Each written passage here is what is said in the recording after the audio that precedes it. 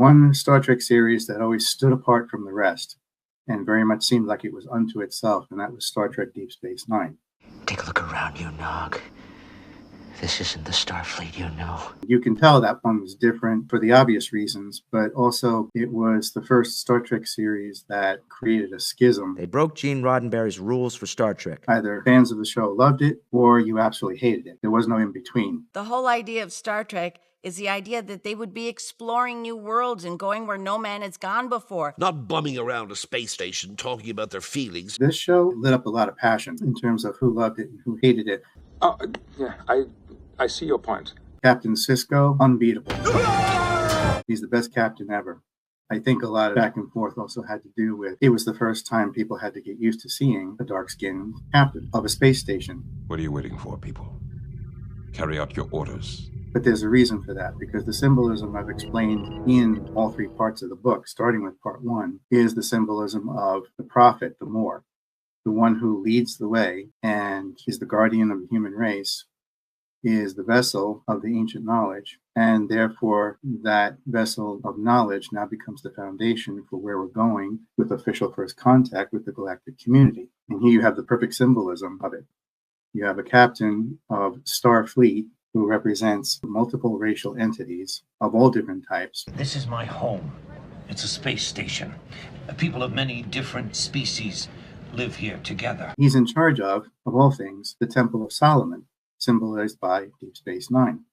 And sure enough, what does Deep Space Nine look like? Well, it doesn't look like any other Starfleet space station because it's one they took over, and it looks like a castle in the sky, which is an esoteric symbolism itself. So you have the dark-skinned prophet, who is the emissary. He's actually called the emissary, which is code for prophet. He's the emissary of the gods, which are these ancient alien entities in the wormhole, which has a symbolism all its own relating to this. The term itself, Deep Space Nine, also has a powerful symbolism. When I crossed paths with the biography of Noble Drew Ali, and I held it up against Star Trek Deep Space Nine, I was basically looking at a mirror image. I didn't see that as something that happened by accident. This is the kind of show that probably never would have been released if Gene Roddenberry had lived long enough to see it. It's sad to say, because he passed away and was out of the way, Paramount could go forward with doing that show. I just wanted to kind of get an idea of some of the similarities between Noble Drew Ali's literature and Deep Space Nine. With the emissary leading the way, he is taking care of an away station where all the drama comes to it. On Earth, there is no poverty, no crime, no war. You look out the window of Starfleet headquarters and you see paradise. From that celestial temple of Solomon, he's looking down on Earth. They call it Bajor, which is basically like Earth 2. This extraterrestrial element that's being symbolized. Let me tell you something about humans, nephew. Talks about our ancient history that then filtered down into the Moorish legacy on this planet and became that entity, that Christ energy, that Temple of Solomon, that could stand against the tide of bad actors. Fire! Who might want to send the human race in a different direction. Noble Drew Ali tried to wake people up during his time. He basically left this world so that he could move on to the higher plane and communicate that way.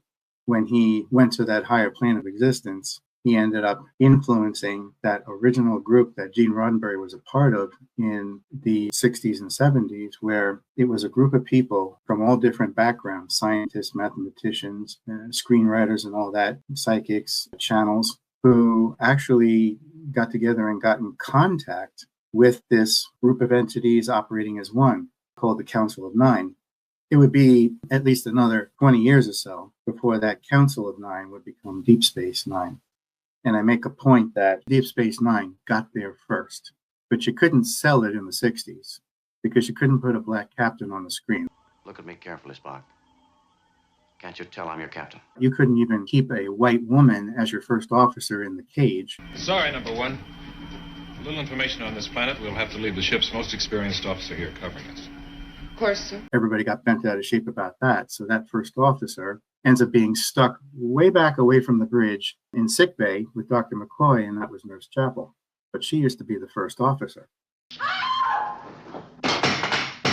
Frying a If I want anything from you, I'll ask for it. And then Gene Roddenberry fights it a different way. He says, okay, I'll take a black woman and stick her on the bridge, but as the communications officer, you can't say anything about that. May I present our communications officer, Lieutenant Uhura?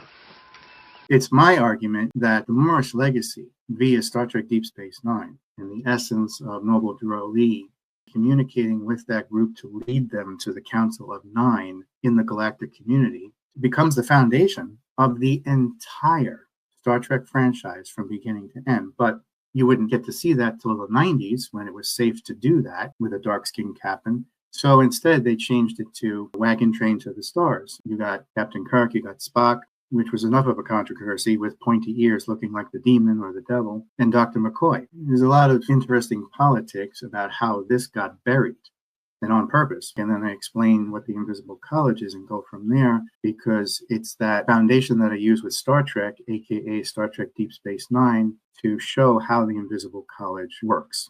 It's always been there. It's not like it started with Deep Space Nine, but by the time that series came along, that culminated in the true essence of it, the message being sent out. The mysterious plots, the subtle innuendo, the veiled threats, it's also entertaining. And then you see that symbolism repeated. Once you got it down pat with Star Trek Deep Space Nine and what all the characters represent, then you see it in other movies and TV shows.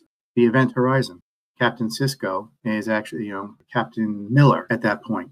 Captain Miller is now the Moorish prophet who has to protect his crew from this evil. Your beautiful ship killed its crew. And it's really on the nose in that movie, because who's the evil one? The Great White Devil, played elegantly by Sam Neill, who, mind you, was really reprising his role from The Omen, The Final Conflict. So this was like part 4 to the Omen trilogy, was Event Horizon. I stand before you in the name of the one who was cast out from heaven, but is alive in me. So you've got the pale-skinned demon going up against the dark-skinned prophet. And even to the point where this Moor goes as far as sacrificing himself to rescue the remaining members of his crew. You take me, you leave them alone. No. Just to make sure that this demon and his elements of sorcery with this wormhole mechanism they create is destroyed, and he basically caves in on itself.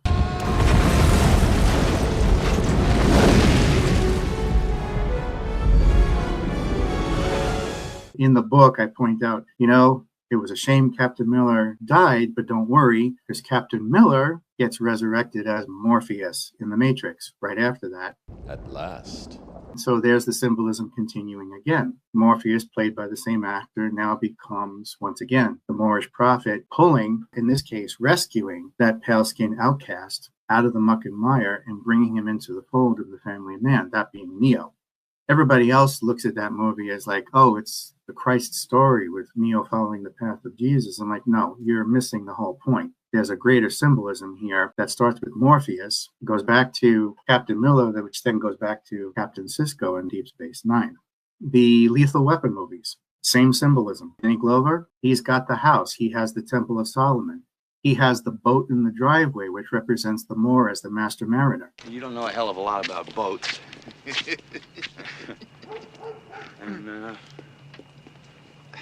you got a hell of a nice family there. He has the stable family. As such, he goes and reaches out to this pale-skinned outcast, which in this case, they really spell it out by calling that pale-skinned outcast a lethal weapon. And he takes him into his family, teaches him how to be a human being, and that it's okay to feel that way again. And that friendship that comes from that. We're partners. We're partners. What happens to you happens to me.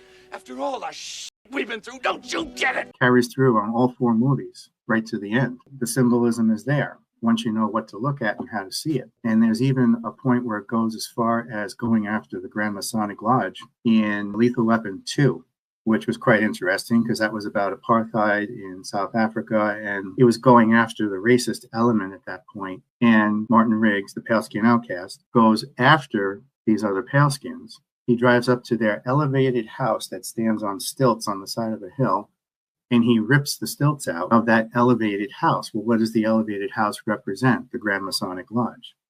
And who's in that Grand Masonic Lodge? All these white elitists that he collapses the house right on top of them and destroys the Masonic Lodge.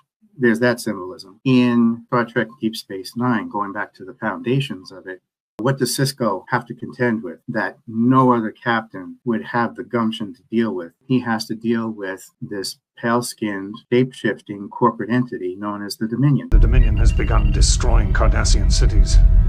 Millions of people are dying. Once again, once you know how to look at the symbolism, you're like, oh yeah, they're shape-shifting pale-skins. Interesting.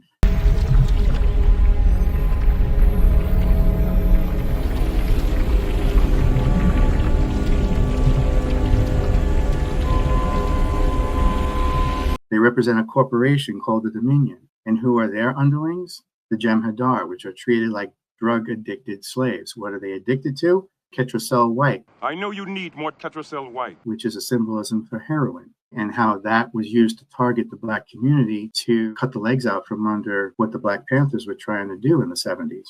So you have that symbolism coming out here as well. And of course, once again, there's that pale-skinned outcast known as Odo. Just like Neo, or just like Martin Riggs, there's Odo, who is taken in under the wing of Captain Sisko and brought into the family of man. Because Odo, just like Neo and just like Martin Riggs, has to come to terms with this fact that his own people are an abomination. I thought of myself as the outsider, a shapeshifter who cared for nothing. He doesn't want anything to do with them, with what they're doing, because they're invading the Alpha Quadrant and wiping the floor up with everybody.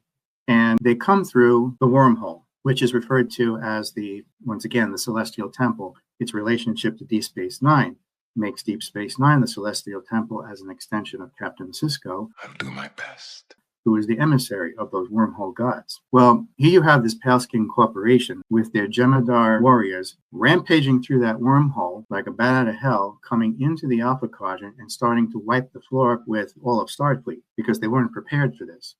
The wormhole represents the female principle, the Vril power, the feminine goddess energy. It's the vagina. It represents rebirth, going in one end and out the other. You're coming in one side, but when you come out the other end, you've been reborn into what is essentially a new reality, different part of the galaxy. This is what wormholes and stargates and hyperspace gateways represent, the female principle, that passage of reincarnation through the uterus and into the world. So here you have the emissary, the Moor, the dark-skinned prophet, with the castle in the sky, the Celestial Temple, guarding that Vril power. You betrayed your uniform! Major, shut that thing off! Commander Worf, prepare to launch torpedoes! Wait! And then coming to its defense when this shape-shifting, pale-skinned corporation decides to rape and molest it. Oh my. That is quite toxic, isn't it? And I go on like that in the book and use that as the better part of the beginning of the book to establish that foundation. Well, I guess we're about to find out.